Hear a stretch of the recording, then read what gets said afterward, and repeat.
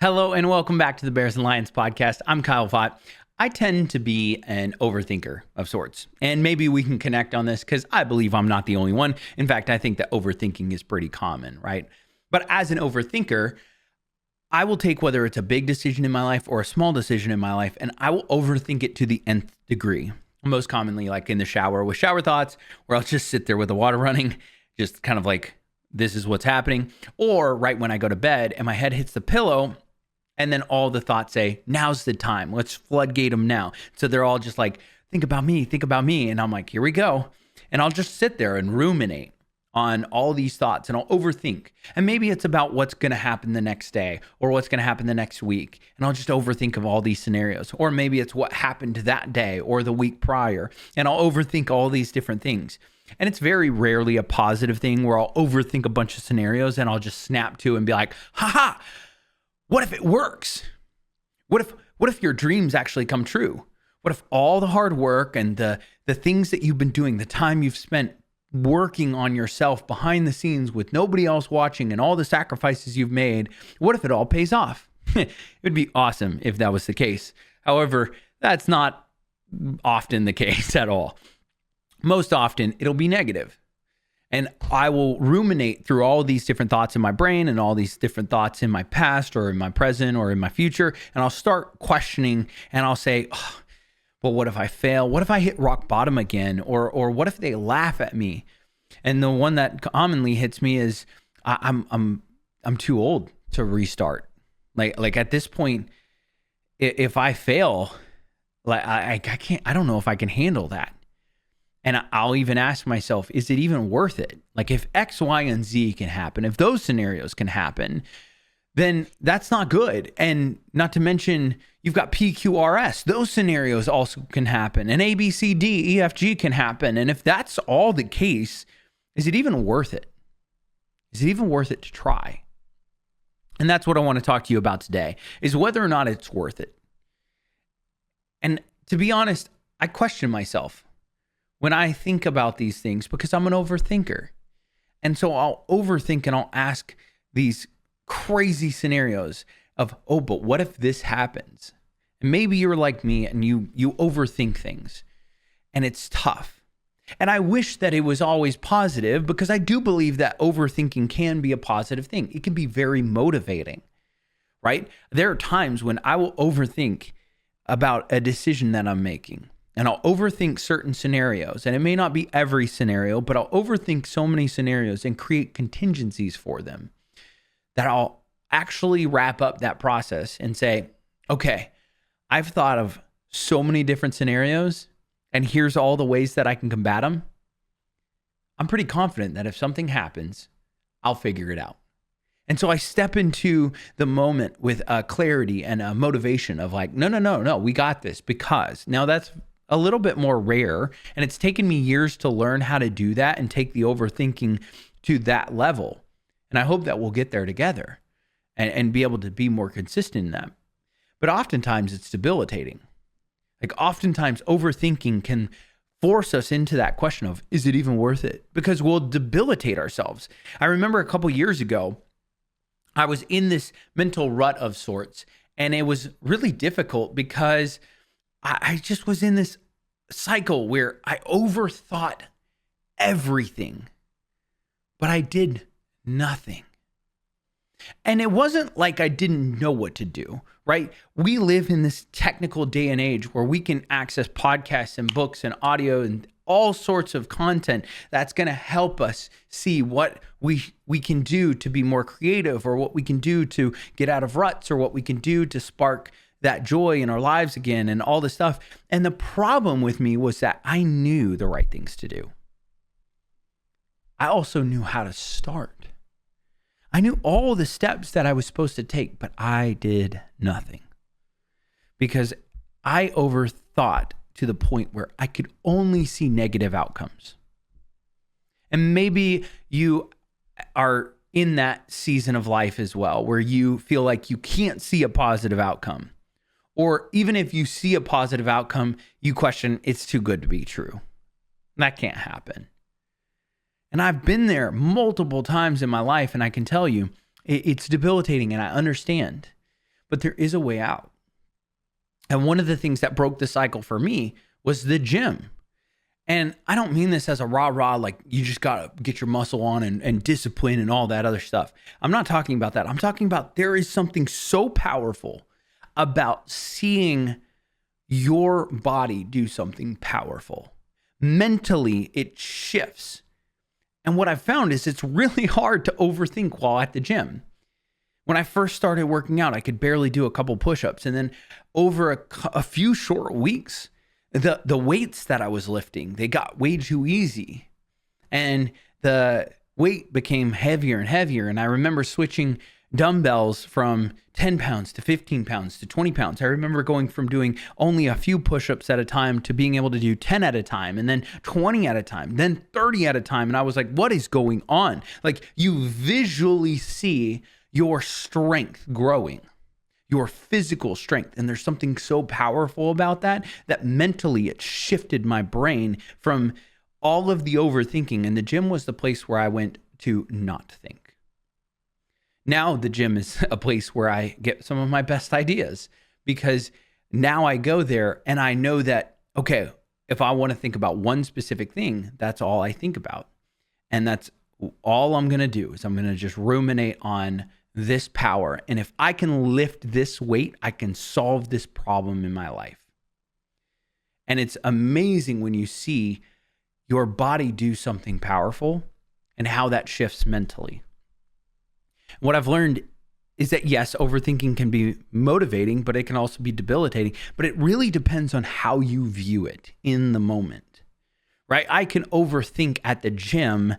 I couldn't overthink at the gym, really, but I could overthink before the gym and after the gym. And it's kind of like going skydiving. Like you can overthink before you jump, and you can overthink actually after you've landed. But I can almost guarantee that when you jump and you are just free falling, no thoughts. At that point, your only thought is, please don't let me die. And sometimes we need something like that in our lives. And that's why I think taking a leap of faith is such a key part, is because we all get to a point in life where we have to take a leap of faith. And when you do that, you find that that's the moment where overthinking ceases to exist, and you begin to see, oh, maybe I can fly. And that's what we need to do, is we need to learn how to fly. And when I ask the question of whether or not it's worth it, to myself, I ask myself, is it worth it? And what really comes to mind is, what if I can fly? Like, yeah, you could fall down and splat. And unfortunately, I've done that multiple times in my life, but I've survived. I've gone through some really rough things, and I've survived and came out the other side. And it just reminds me of birds.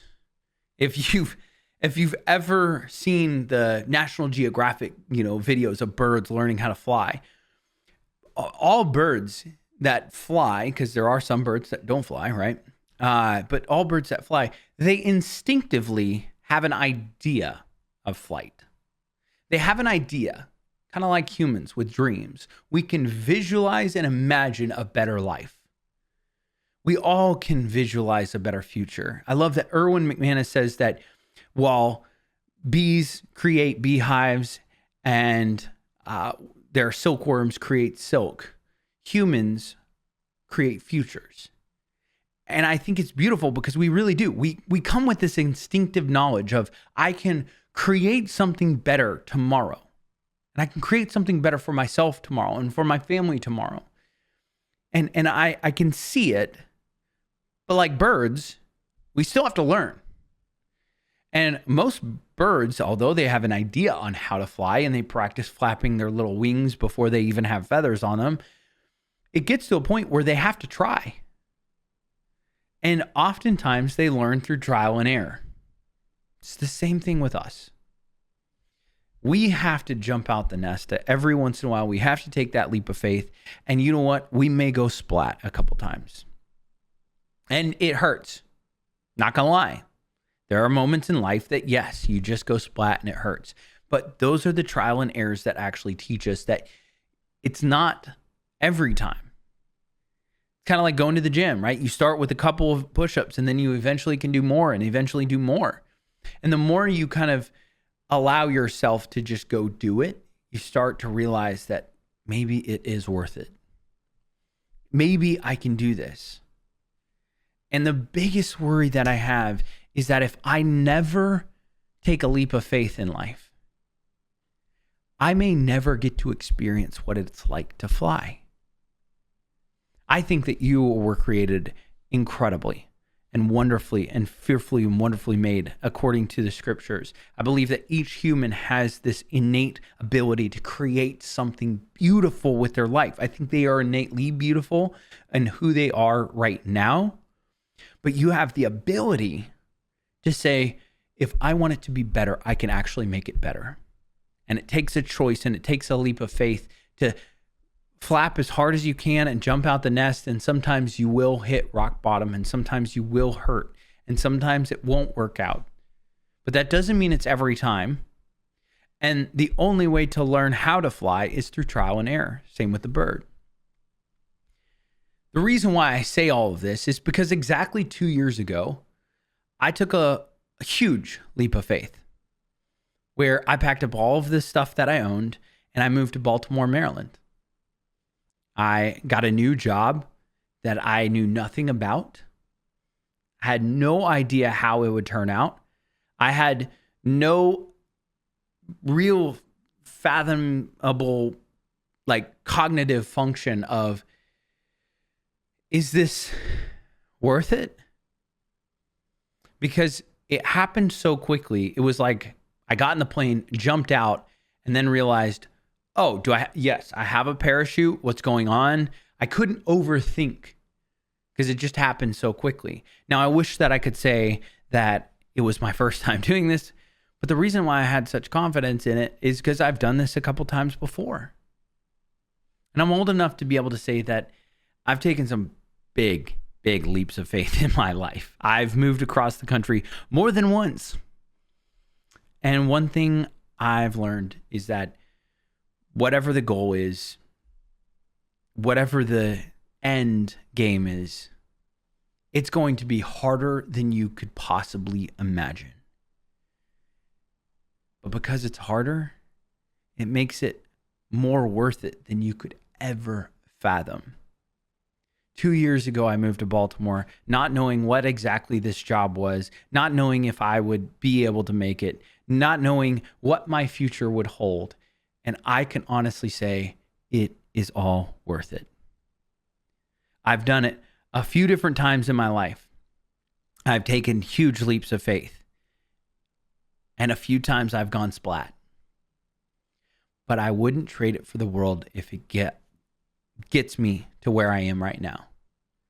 And I would do it over and over and over again because I could have never imagined that all of it would lead to this point.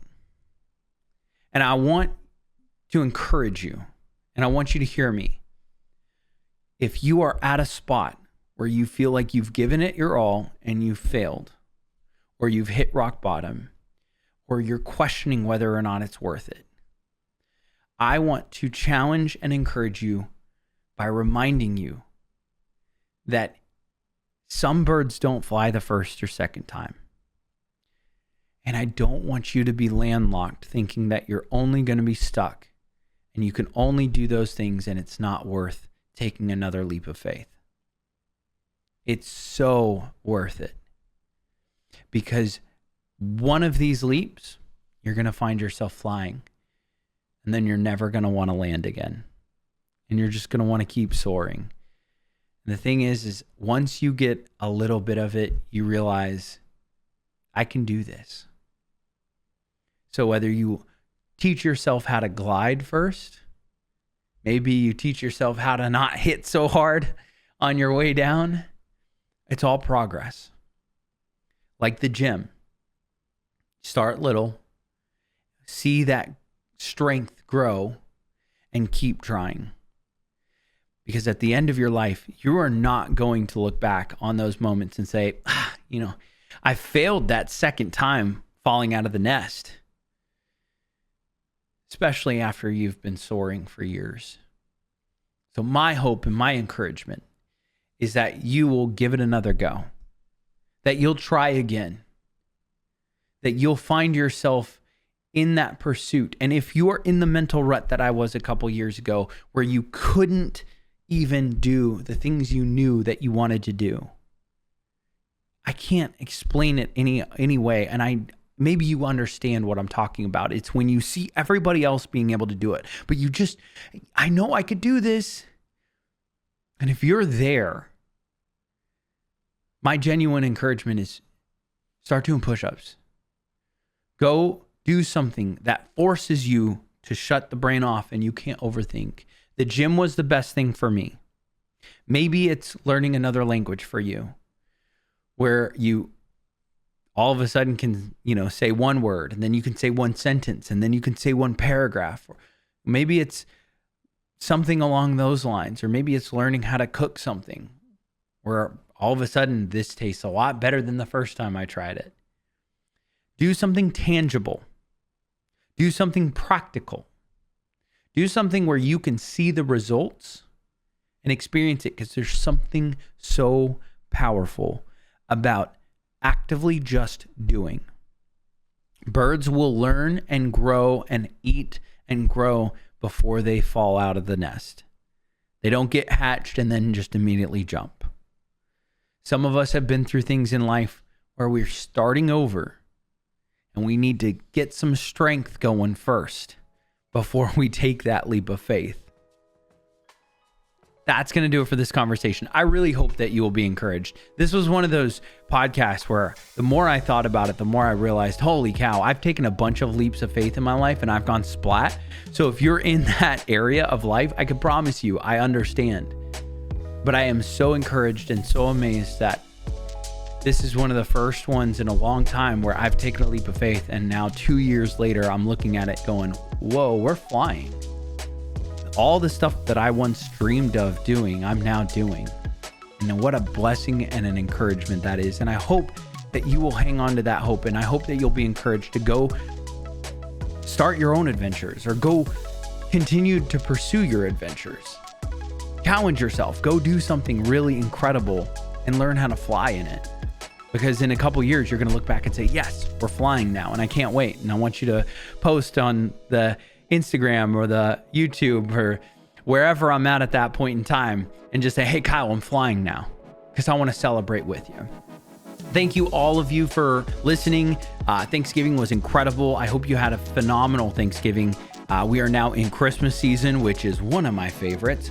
I've got a couple of podcasts in the works, and then we're going to start the year off with learning how to go to battle, which I'm really excited about that series. I've got a 4-week series coming up on that. So I'm still working out how and when and what that's going to look like, because I do want to do 4 consecutive weeks in a row on that. But we've got Christmas coming up. So thank you all for listening. I hope you have a wonderful rest of your week. Remember to give grace, show love, and as always, stay stellar. Peace.